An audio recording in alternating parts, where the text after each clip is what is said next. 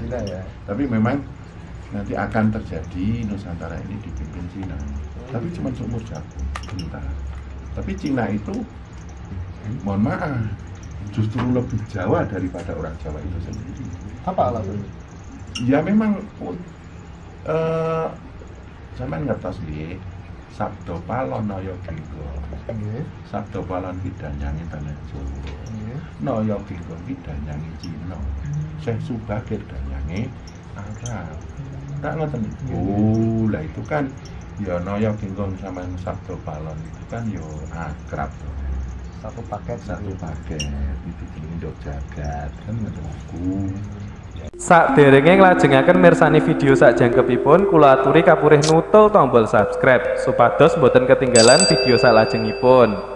Kagem kemanfaatan video menika monggo dipun like, komen lan ugi share.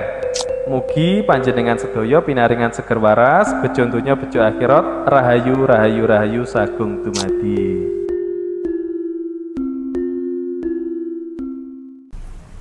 Ya, ada lagi pertanyaan dari penggemar Gus. Adakah amalan untuk masuk ke dalam alam barzah? Rindu sekali dengan keluarga yang sudah meninggal. Oh, ada ya, ada. Saya mohon maaf ya, saya akrab dengan leluhur saya. Biasanya gini, saya setiap saat membayangkan ibu saya, membayangkan kakek nenek saya dari ibu, naik dari leluhur ibu saya rasakan hadir di depan saya. Kemudian saya jadi Allah, saya fatihai, terus saya sholawati sallallahu ala Muhammad. Terus dari bapak, saya bayangkan bapak saya yang sudah meninggal itu, terus saya bayangkan bapaknya bapak, ibunya bapak kan nenek, kakek nenek, mbah saya dari bapak, saya rasakan hadir di sini. Saya ucapkan Allah. Terus saya rasakan leluhur saya dari ibu, bapak itu hadir di hati saya, di pikiran saya. Terus saya ucapkan Allah. Ini mereka akan muncul nurullahnya. Kemudian saya Subhanallah, Maha Suci Allah yang menciptakan bapak ibuku ke atas leluhur-leluhurku. Alhamdulillah, Maha terpuji Allah yang menciptakan leluhur-leluhurku. Allahu Akbar, Maha Agung yang menciptakan leluhur-leluhurku. Mereka akan hidup atau menyala Nur Muhammad ini. Lah lama-lama kita akrab. Kalau ingin bisa berdialog dengan leluhur kita, ya selalu ingatlah, selalu ingat dan doakan. Bahkan saya ingat itu tidak cuma hari Jumat. Dalam setiap saya beribadah itu harus saya masukkan bapak, ibu ke atas itu minimal saya ucapkan Allah sekali, subhanallah, alhamdulillah, Allah Akbar sekali, Fatihah sekali, seperti itu. Terus rasakan sampurno bapak, sampurno ibu, bejo mulya bapak, bejo mulya ibu, itu sering. Dan mohon maaf kalau kita sering mendoakan leluhur-leluhur kita, hidup kita itu akan dipermudah. Ingat, ibu kita dari jalur ibu itu mewakili bumi. Itu kan berhubungan dengan awamah kita, kekayaan, amarah, kehormatan, supiah, kenikmatan, mutmainah, ketenangan hidup. Lah bapak ke atas itu mewakili sirullah, lintang johar, daya gaib langit yang membuat kita tajam, mata tajam, mata batin tajam, mata hati tajam. Itu seperti itu. Kalau di tempat majelis kami itu wajib mendoakan bapak ibu ke atas itu. Kalau kita sampai lupa, mohon maaf, sering ziarah para wali karo bapak ibu lali. Ziarah neng wong-wong sing leluhur-leluhur yang istilahnya tidak ada garis sama bapak ibu kok lali, itu enggak bagus, Mas. Bagus kita ziarah ke makam para wali, tapi jangan lupa sama orang tua kita sendiri. Yang wajib ya Gus ya. Ya wajib itu, bukan berarti enggak boleh ya ziarah wali songo, ziarah para leluhur-leluhur yang istilahnya mempunyai kemuliaan dalam sejarahnya, Nggih. tidak dilarang, tapi yo jangan sampai wong kita ziarah ke mereka kok sama orang tua nggak pernah ingat. Iya, kadang salah kaprah terus. J, nek saya kalau nggak bisa datang ke makamnya, saya hadirkan dalam rasa saya, dalam ingatan saya, terus saya berdoa, Allah, subhanallah, alhamdulillah, Allah, saya kasih Fatihah. Itu kita akan akrab. Saya pernah gua lo segalo-galonya. Tahu-tahu datang cahaya di depan saya, berwujud ibu saya. Le, ngopo kowe galau, ngopo susah, ngene mbok ngene. Wis, ibumu nyekseni, mbokmu nyekseni, bakal padang sekabehane. Dongakno ibumu le, kuwi. Umpamane kowe ora ana sing bangga, aku sing bangga. Nek kowe disengeti wong, aku sing tresno awakmu. Dan alhamdulillah setelah itu semuanya tercerahkan. Itu loh. Dan ingat, orang tua itu ndak bisa diselip ngerti nggih? Disusul, disalib ndak bisa. Walaupun kita jadi presiden, kita jadi pejabat tinggi, kita kaya raya, kita ilmunya tinggi, kita menjadi orang yang luar biasa, istimewa. Di mata orang tua kita tetap anak kecil, di mata orang tua kita masih anak. Tidak mungkin kita nyalip, ya, mendahului, nggak bisa. Makanya harus sering mendoakan orang tua ke atas, leluhur kita itu, Mas. Itu kalau ingin hidupmu padang, hidupmu dimudahkan, hidupmu istilahnya penuh dengan warna-warna yang indah. Kalau jenengan hidupnya penuh sulit, penuh beban, penuh himpitan, penuh kegelapan, mungkin jarang mengingat orang tua, jarang memberikan rasa welas asih dengan doa-doa kita. Seperti itu. Coba introspeksi, agak peteng uripe. Siap, Gus. Terus Gus, apakah kita boleh meminta doa? Jadi kita kirim doa ke orang tua yang sudah meninggal, ke leluhur-leluhur, dan kita minta didoakan, minta doa. Saya nggak bicara meminta ya. Dulu mbah-mbahmu itu sudah doakan dirimu. Dulu simbah-simbah itu sudah mendoakan diri kita. Ya. Dengan kita mendoakan mereka, doa dulu itu turun sendiri. Oh gitu. Makanya kan di dalam Islam kan Rabbana hablana min azwajina wa dzurriyyatina qurrata a'yun wa ja'alna lil muttaqina imamah, kan kayak gitu. Rabbana ja'alna dzurriyyatina, kan jadikanlah dzurriyyat keturunan-keturunanku qurrata a'yun, ya, jadi perhiasan yang indah. Itu kita ndak usah minta. Doa-doa yang dulu dipanjatkan oleh leluhur kita itu sudah kita song-song gitu. Nah ini apakah diajarkan oleh Nabi?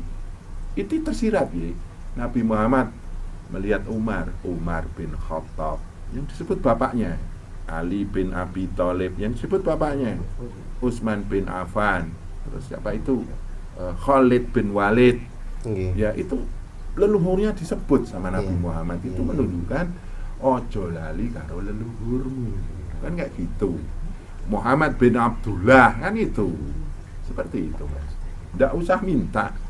Kita itu mendoakan itu udah menyongsong doa-doa orang tua kita, leluhur kita ketika mereka masih hidup, kayak gitu. Kalau kita minta yo, kudune kita itu sudah saatnya membalas, kok minta terus ya, kan? Mintanya sama Allah kalau kita, kan kayak gitu. Nah dengan mendoakan orang tua mereka akan ngamini, kan kayak gitu. Tuh, saya lepas dari koridor perdebatan syariat loh. Ini saya bicara, ini adalah hasil dari tirakat saya yang selama ini saya temui, kan? Jadi ini dipercaya boleh, tidak pun saya tidak memaksa untuk dipercayai kayak gitu supaya tidak ada perdebatan gitu. Oke, pertanyaan selanjutnya Gus, berguru jarak jauh boleh atau tidak? Apa tidak berbahaya Gus? Berguru jarak jauh itu masih boleh dalam tingkat wajar, seperti berzikir dalam arti yang istilahnya umum itu masih boleh. Tapi kalau sudah ke pendalaman itu harus bertemu guru.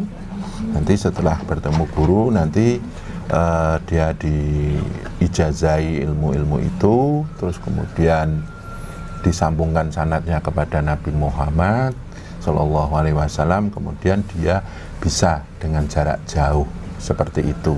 Tapi kalau masih level-level umum, dikir-dikir untuk penenang hati, penenang jiwa, menata pikiran, pengendalian nafsu dan mengarahkan perbuatan, itu jarak jauh masih tidak berbahaya, Mas.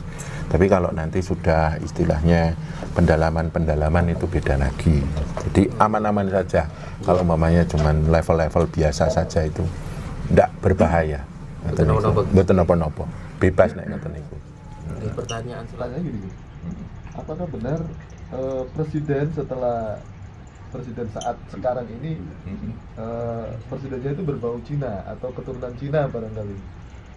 Pada satu waktu nanti memang akan ada yang dari keturunan Cina, tapi mungkin dia jadi wakil presiden atau mungkin presiden tapi mung seumur jagung, Mas. Karena memang ada, mohon maaf, ada istilahnya jasa orang Cina dengan Nusantara ini, seperti Pangeran Cheng-ho dengan Bunan itu juga Cina loh. Iya. Terus ada kata kiai. Kiai itu kan bahasa Cina. Kiai. Yang artinya apa sebenarnya? Kiai ya ahli agama. Oh gitu. Kiai itu kan bahasa Cina. Syekh itu bahasa Arab. Tapi kok ada yang, mohon maaf, ada yang bilang kiai itu dari bahasa Jawa yang berarti ikiai. Itu benar apa enggak? Ya itu bisa benar, tapi kiai itu ada bahasa Cina. Dari Cina ya. Tapi memang nanti akan terjadi Nusantara ini dipimpin Cina. Tapi cuma seumur jagung, bentar. Tapi Cina itu, mohon maaf, justru lebih Jawa daripada orang Jawa itu sendiri. Apa alasannya? Ya memang zaman ngertos nggih, sabda palon naya genggo. Nggih.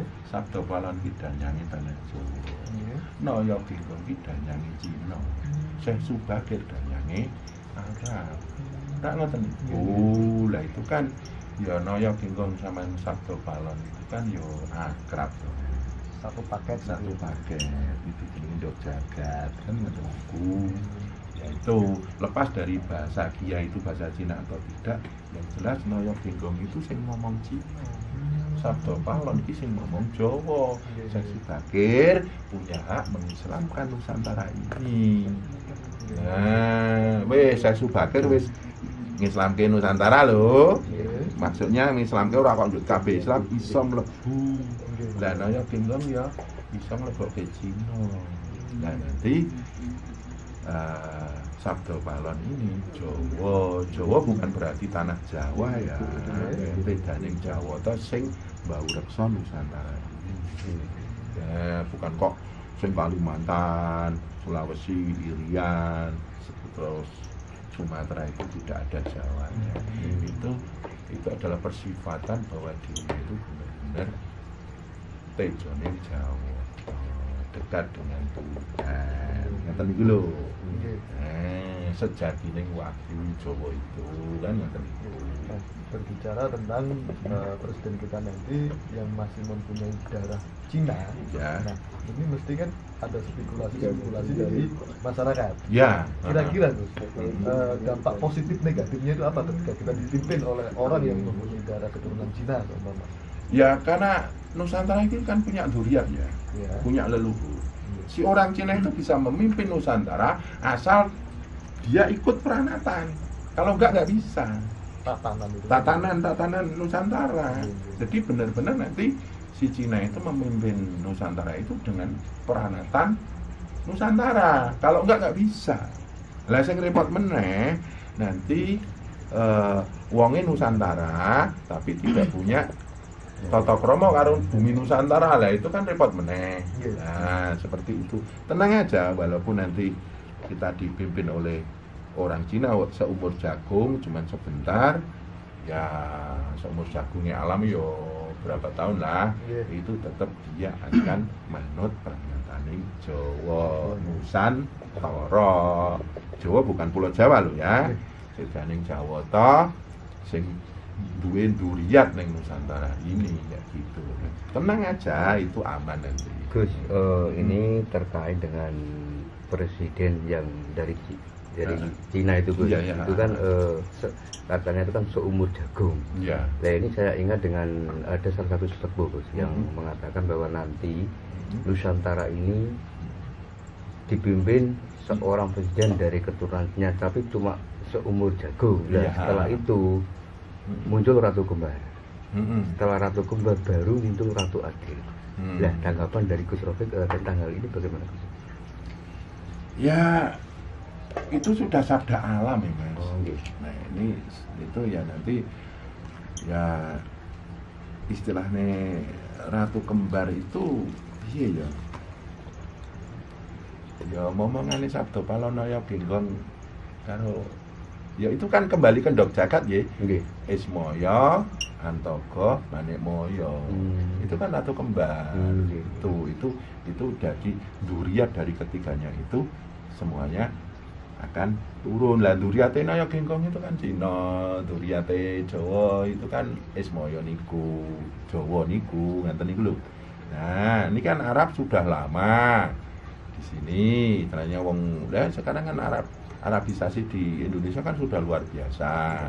Nah itu Ratu Kembar nanti. Nah nanti habis ini kan Ratu Adil. Ratu Adil ya itu tadi, yaitu duriatnya Nusantara ini dengan itu mau Nusantara Arab diluku, digaru, dilepi, dirabuk. Nah itu muncullah duriat Nusantara sing istilahnya ngadili menungso Nusantara ini. Semuanya itu diarahkan kepada orang-orang yang memang sampah di Nusantara. Itulah Ratu Adil. Jadi Ratu Adil itu mengarahkan energi alam ini. Energi diluku, digaru, dilepi, dirabuk itu tadi. Tuh, dan itu udah sabda alam, Mas. Nah, ngeten niku.